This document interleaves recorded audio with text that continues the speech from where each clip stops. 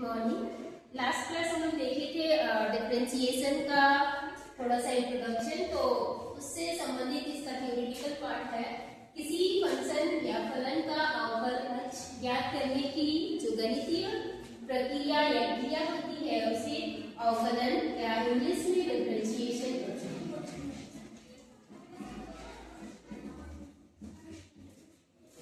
अवकलन ज्ञात करने का कुछ मेथड्स होता है, जिसमें से प्रथम रूल या फर्स्ट रूल जिसको कहते हैं वो है किसी फलन को अवकलित करने का प्रथम नियम। इसके लिए हम लोग एक फॉर्मूला यूज करते हैं, differentiation of fx with respect to x, जो which is equal to limit h tends to 0 f x plus h minus fx upon h, जहां पे x जो है x प्लस h किसको डिनोट कर रहा है कि x में वृद्धि या अल्प वृद्धि कर सकते हैं।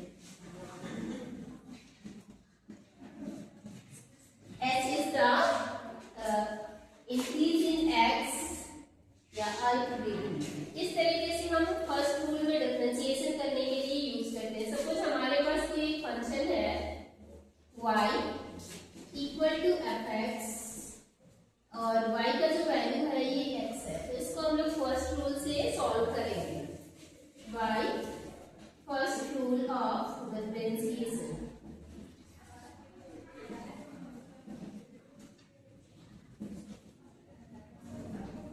First rule of differentiation. तो इसके लिए हम क्या लिखेंगे यहाँ पे dy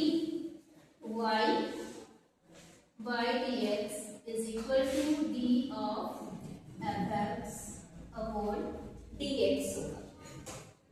अब यहाँ पे जो fx है y equal to fx, equation ये कितना हो गया 1 हो गया। ये किसके बराबर है, fx जो है वो x की इक्वल है। अगर हम x में h प्लस कर दें यानी x जो है वो इंक्रीज हुआ, तो यहाँ भी x कितना इंक्रीज हो जाएगा h टाइम, तो ये इंक्रीज करके बनेगा आपके पास x प्लस h।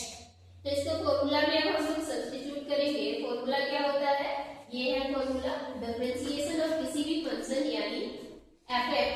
तो इसकी जगह अगर हम सब्स्टिट्यूट कर दें या यूजिंग, यहाँ पे आप लिखोगे पहले using formula,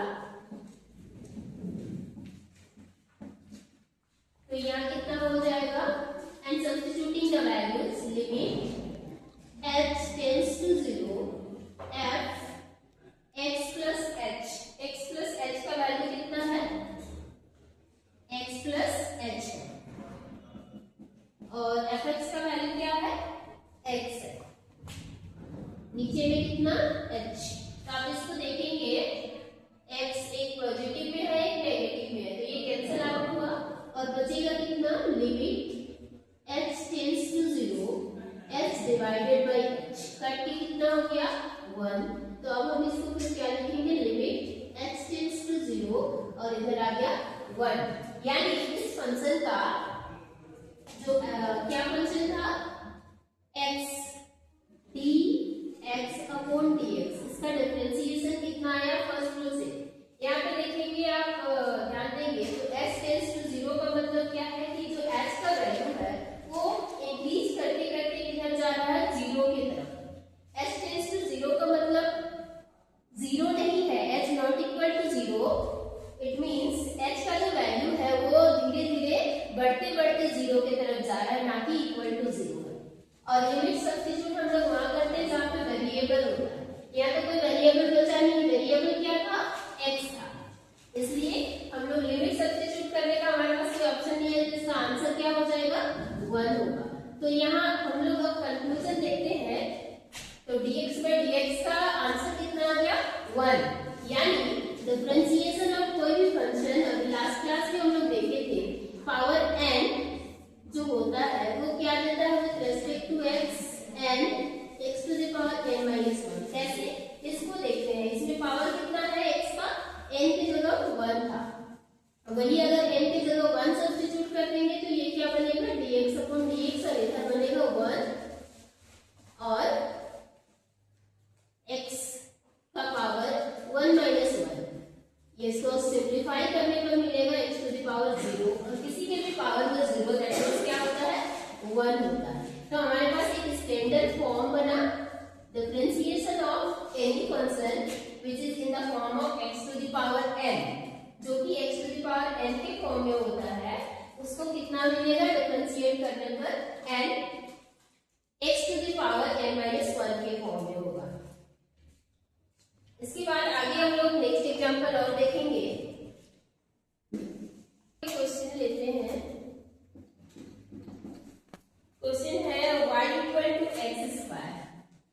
y equal to x square को प्रथम नियम से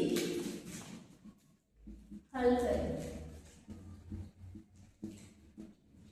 क्वेश्चन क्या है, y equal to x square को फर्स्ट रूल से आपको सॉल्व करना है।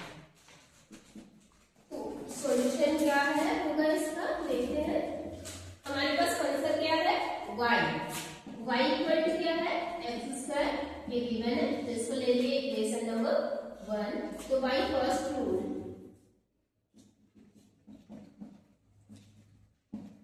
क्या होता है फर्स्ट रूल से, differentiation of any function d f x by d x equal to limit h tends to 0 function x plus h minus f x divided by h, ये formula है।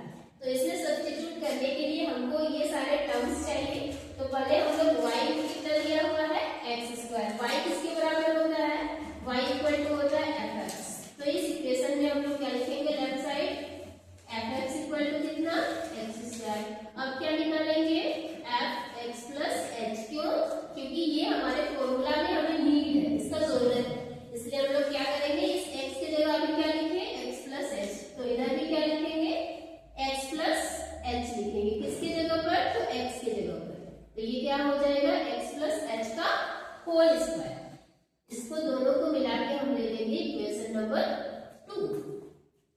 अब फॉर्मूले में इन सारे वैल्यूज को सब्स्टिट्यूट करेंगे। Therefore, here now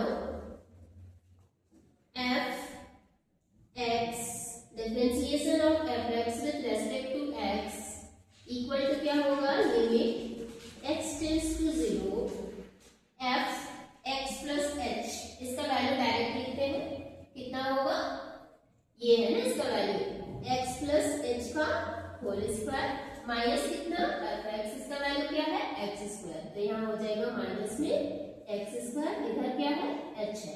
अब देखिए ये कैसा दिख रहा है, a प्लस बी का होल स्क्वायर के जैसा। तो आप जानते हो कि a प्लस बी का होल स्क्वायर क्या होता है, a square plus b square plus 2ab। ये फॉर्मूला आपको पता होगा। आगे देखते हैं, इसको सिंप्लीफाई करेंगे। It implies that d f x upon d x होगा, d f x by d x. ये कितना देगा, लिमिट x टेंड्स टू 0, यहाँ पे क्या लगाएंगे, a प्लस b का होल स्क्वायर। तो ये होगा x square plus h square, b का स्क्वायर प्लस 2ab। 2a कितना है, x, b कितना है, h, माइनस में x square divided by h। अब देखिए यहाँ प्लस में है एक्स स्क्वायर और यहाँ पे माइनस में है, तो आगे ये कितना देगा, सिंप्लीफाई करने पर h टेंड्स टू 0, इधर होगा h square plus 2h x या 2xh अपॉन h। ऊपर वाले टर्म में देखोगे तो यहाँ पे क्या है, h कॉमन दिख रहा है, तो हम लोग क्या करेंगे, h को कॉमन निकाल लेंगे। h अगर कॉमन लेते हैं तो ये बनेगा h plus 2x divided by h। तो h से h क्या होगा, कैंसिल आउट होगा। आगे हमारे पास बचता है limit h tends to 0 h plus 2x। अब इक्वेशन सॉल्व यानी फंक्शन जो है वो सॉल्व हो चुका है, तो अब हम लोग क्या करेंगे, लिमिट सब्स्टिट्यूट करेंगे। तो लिमिट कहाँ सब्स्टिट्यूट करेंगे, जहाँ पे आपको h दिखेगा। तो लिमिट जब सब्स्टिट्यूट करते हैं तो ये वाला नोटेशन को फिर से हम लोग को नहीं लिखना है। क्या लिखेंगे, यहाँ पे होगा 0 प्लस में 2x। तो रिजल्ट कितना आया, d by d x of x कितना देगा, differentiation of f x with respect to x किसके बराबर हो गया, 2x के बराबर। और इसी को हम लोग क्या लिख सकते हैं, y, जो इक्वेशन या आपका क्वेश्चन में दिया हुआ था। एफ एक्स के जगह क्या लिखेंगे, y लिखेंगे। ये हो गया 2x। तो डिफरेंशिएशन ऑफ x स्क्वायर कितना मिलता है, 2x मिलता है। आई होप यहाँ तक क्लियर होगा। तो इस तरीके से जितने भी x to the power n वाले फॉर्म के क्वेश्चंस होते हैं वो इसी तरीके से बनेंगे। कौन सा फॉर्मूला यूज होगा, x to the power n वाला, n